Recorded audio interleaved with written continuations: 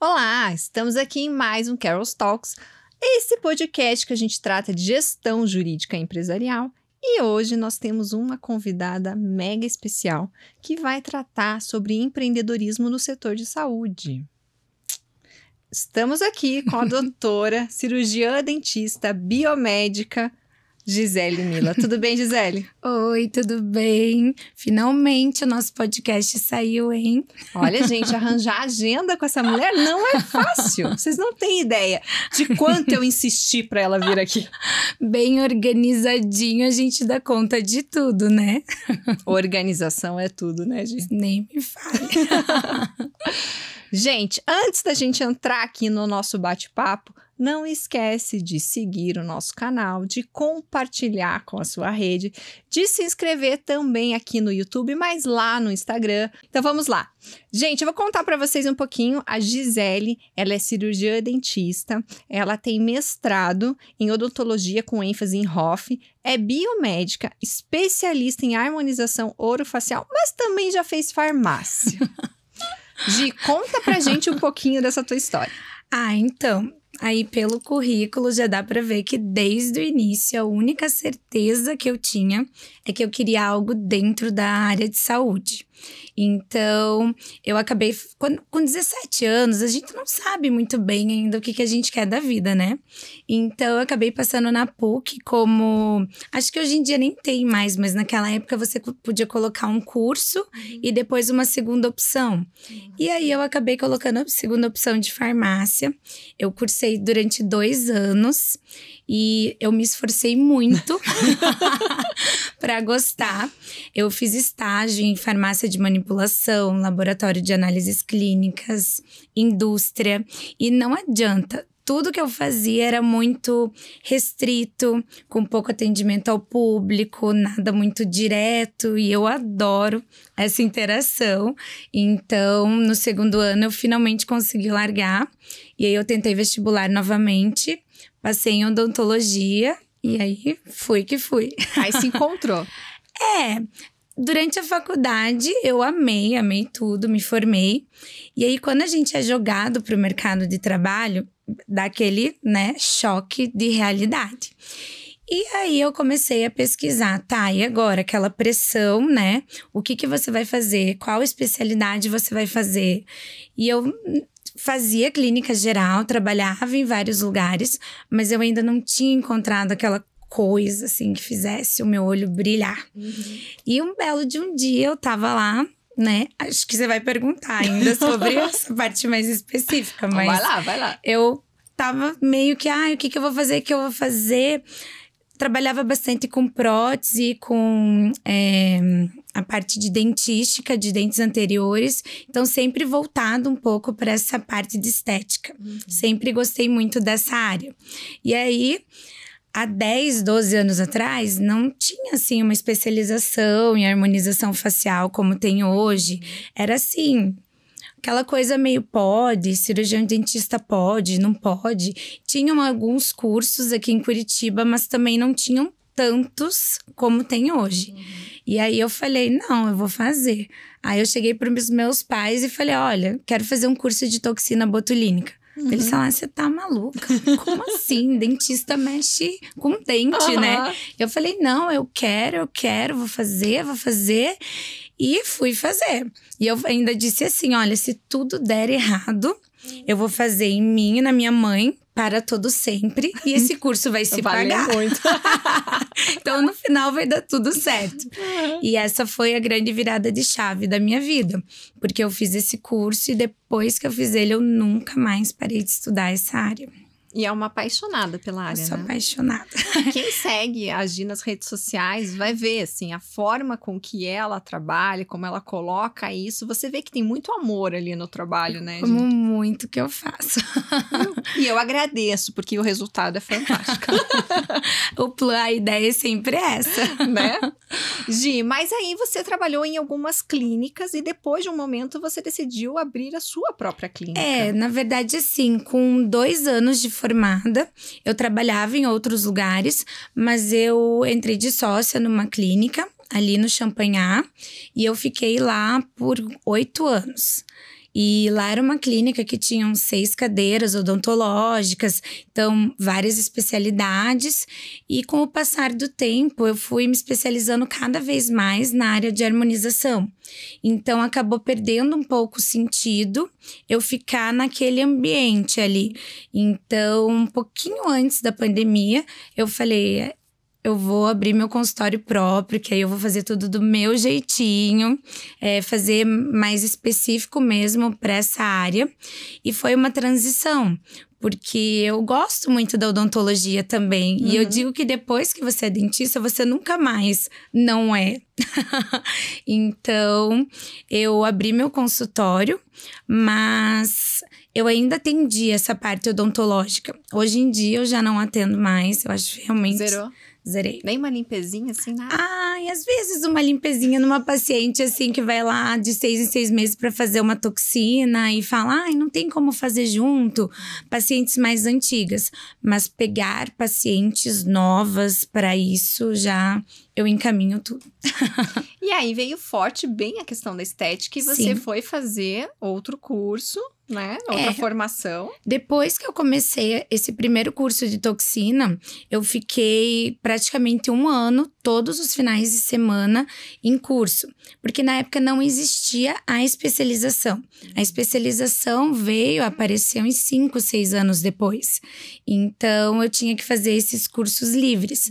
Aí, eu praticamente zerei o que tinha aqui em Curitiba de cursos e comecei a ir para fora. Então, eu fiz curso em São Paulo, em Belo Horizonte, fui para o Rio, Brasília. Então, você vai ficando... Porque quando você começa nesse mundo, você vê que não tem fim. Para cada pedacinho do rosto tem uma solução diferente, algo muito específico. E esse também é um nicho que está em constante transformação. Toda hora aparece um produto novo, uma máquina nova, um laser, alguma tecnologia diferente. E você precisa se manter atualizado. Porque o mercado não vai ficar, né, parado esperando você se atualizar. E nas redes sociais a gente vê o apelo muito grande que a gente sente de querer melhorar, de querer se sentir melhor e buscar isso. Eu acho que a pandemia veio muito para mostrar isso pra gente. Aí você fala assim, nossa, mas por quê? Porque as pessoas trabalharam de home office em casa. E todo mundo ficou ali, ó, na telinha do computador ou do celular. Então, você fica se olhando. E aumentou muito a minha demanda nessa época de pandemia para toxina, para ruguinha, bigode chinês, porque todo mundo começou a ficar incomodado com certas coisas que talvez na rotina do dia a dia acabava passando batido. Mas quando você tá ali na frente do computador se olhando, não tem como fugir, né? É verdade. É que nem quando você fica olhando pros cantos da casa e vê que tem alguma coisa que você quer mudar de lugar. Aí todo mundo na pandemia fez uma reforminha. Né? E aí, em você mesma também, né? Porque agora você tá se vendo. Mas também tem muita questão de filtro também, né? Das pessoas se idealizarem com os filtros. Demais. Chega muita gente no consultório falando, eu quero ser o filtro. Eu acho que essa fase do filtro, tudo tem um boom. Então, teve o boom da fase do filtro, principalmente para lábio. Então, as pessoas chegavam lá, pegava aquele filtro que deixava um bocão e falava, eu quero essa boca aqui, ó, exatamente assim. Eu falava, meu, como é que eu vou fazer isso? Então, você tem que alinhar muito bem essa expectativa com o paciente. E agora eu vejo que existe uma onda muito forte do não uso de filtro nas redes sociais. Então, tem muitas pessoas que falam, tem que postar foto sem filtro. Agora, a gente tem que se aceitar como a gente é. A pele tem poros. Tinha paciente que chegava lá e falava, não, eu quero uma pele assim lisa. Eu falava, gente, mas todo mundo tem poros, é normal. Então, você vê aquelas atrizes, tudo Photoshop. E as pessoas começam a se julgar demais, medindo por uma régua que às vezes não existe. E é interessantíssimo que aí vem o papel do profissional de trazer a consciência Sim. sobre o que é o procedimento, quais são os efeitos, né? O que a pessoa pode esperar ou não Sim. daquilo. Eu sempre digo que, para mim, na minha rotina clínica, a consulta mais importante é sempre a primeira. É na primeira consulta que você vai identificar o que a pessoa quer. Muitas vezes ela quer algo que você não vai conseguir atingir somente com um procedimento estético minimamente invasivo. Então, tem certas pacientes que têm uma expectativa gigantesca. Aí você já tem que falar, ó, é cirurgia plástica ou vamos voltar aqui para a realidade. Porque normalmente o nosso procedimento ele chega aqui e o paciente quer aqui. Exato. Então esse alinhamento de expectativa é algo assim imprescindível, essa avaliação inicial, fotografia. Então, eu tenho um estúdio fotográfico no consultório para tirar fotos, assim, padronizadas. Eu acho que a internet trouxe com ela muito essa coisa de, às vezes, uma foto que não está padronizada, ela acaba enganando um pouco o resultado. Aí, o paciente chega no teu consultório porque viu aquilo em algum lugar, mas aquele não é um resultado real. Então, eu sempre preconizo, assim, fotos padronizadas com máquina profissional no estúdio, ali no consultório mesmo, e não essas fotos tiradas, às vezes, nada contra quem tira de celular, mas eu ainda acho que uma máquina fotográfica profissional, ela te dá, principalmente quem trabalha com pele, manchas, ela te dá um resultado muito mais real mesmo. E a questão da iluminação também, tudo isso tem interfere, que ser né? Padronizado. Às vezes o que eu digo, o paciente sai do teu consultório, tira uma foto em casa, no banheiro, naquela luz amarela.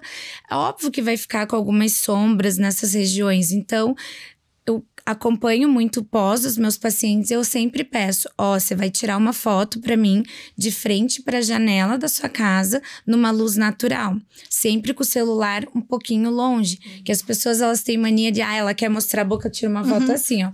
Aí fica toda também desconfigurada ali, você não consegue realmente avaliar. Então, esses pequenos detalhes, no final de um tratamento, eles fazem totalmente a diferença. Sim, e essa questão de orientar desde o início, né, Gisele? Porque muitas vezes a gente se depara com clínicas de saúde ou profissionais que eles não têm esse cuidado de mostrar para o paciente Sim. quais são os limites do procedimento, o que realmente vai acontecer se ele fizer aquilo. E uma coisa que eu sempre vejo no teu consultório é esta organização do Sim. planejamento, de eu mostrar aqui, vamos planejar o que Sim. você pretende, aonde a gente pode chegar. E esse cuidado, ele tem um reflexo jurídico também muito grande, gigantesco, né? Porque você precisa trabalhar isso com o teu paciente. Eu sempre falo que o combinado não sai caro.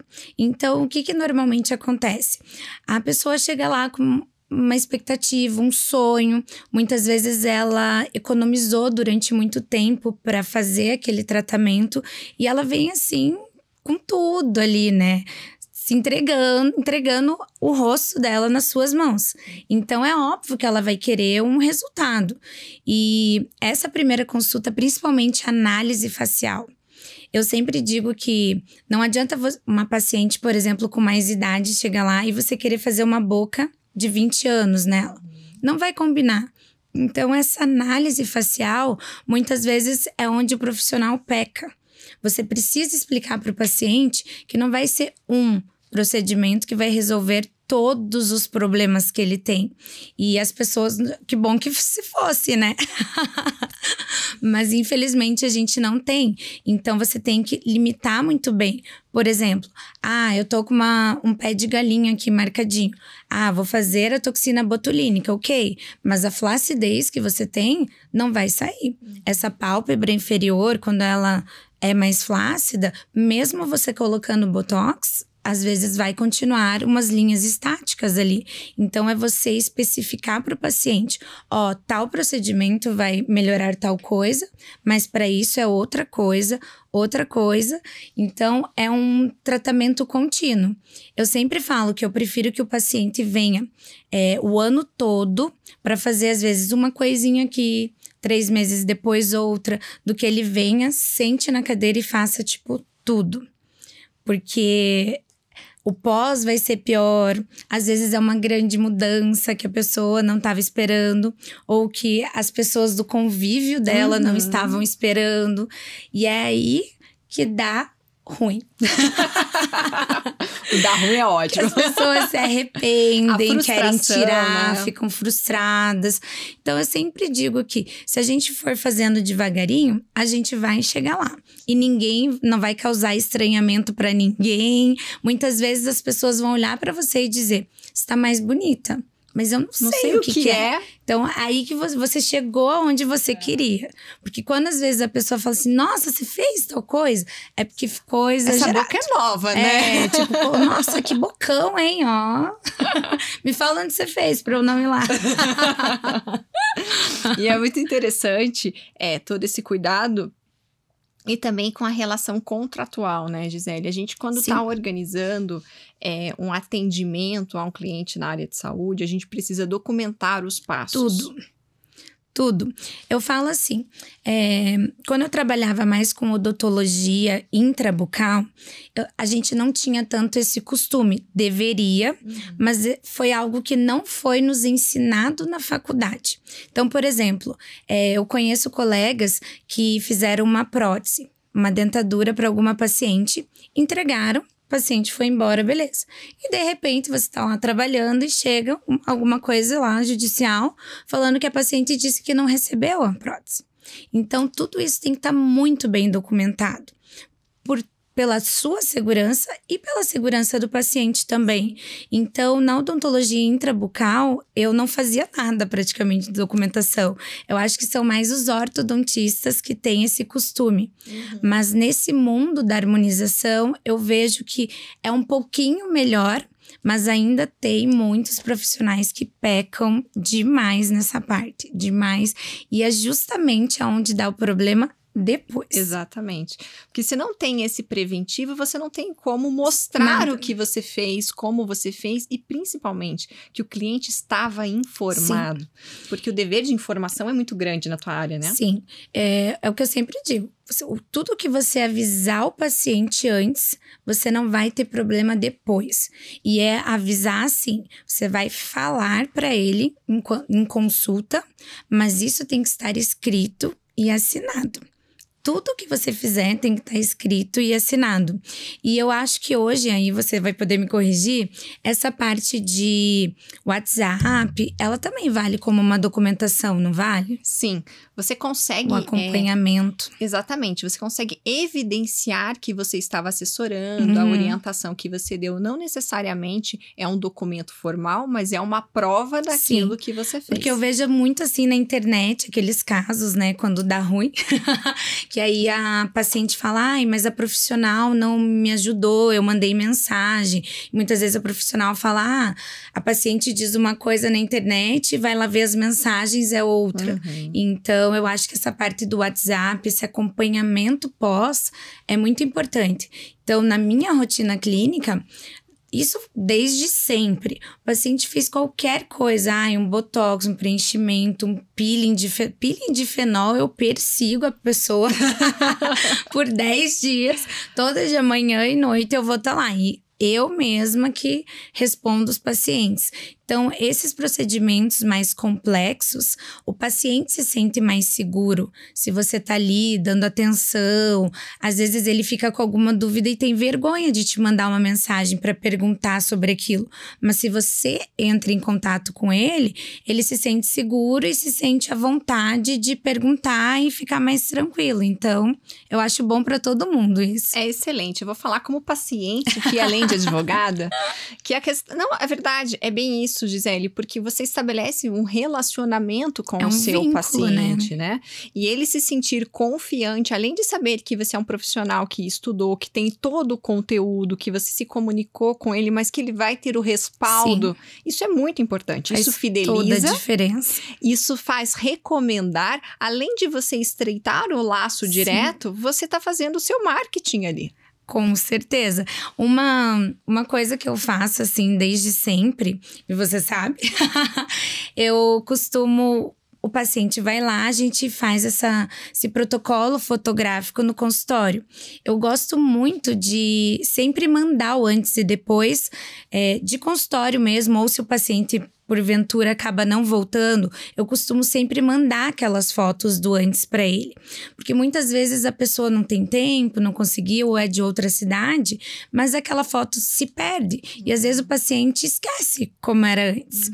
Então, isso acaba sendo um marketing para você também, porque você mandou uma foto do antes e depois. Uma coisa que a paciente adorou que você fez. O que ela vai fazer? Ela vai mandar aquela foto para as amigas. Sim. E aí, esse já é um marketing indireto que você está fazendo. Então, eu sempre digo que não adianta só você ser uma boa profissional. O marketing hoje, ele tá muito presente nas nossas vidas. E eu brinco que os meus pacientes, tem muitos deles que eles são meus fãs. Então, assim, é aquela coisa muito recíproca, né? O paciente vem, ele é bem atendido, ele vai te indicar. Gisele, nosso papo tá uma delícia. A gente vai encerrar o primeiro bloco e a gente volta no segundo bloco trazendo mais dicas práticas de como fazer essa gestão. Gente, até o próximo bloco, sexta-feira, 12:30. Espero vocês. Não deixem de nos seguir, de curtir e também seguir a doutora Gisele. Qual que é o Instagram, doutora? @DRA, doutora Gisele Mila com 2 L's. Estará também na descrição. Até o próximo.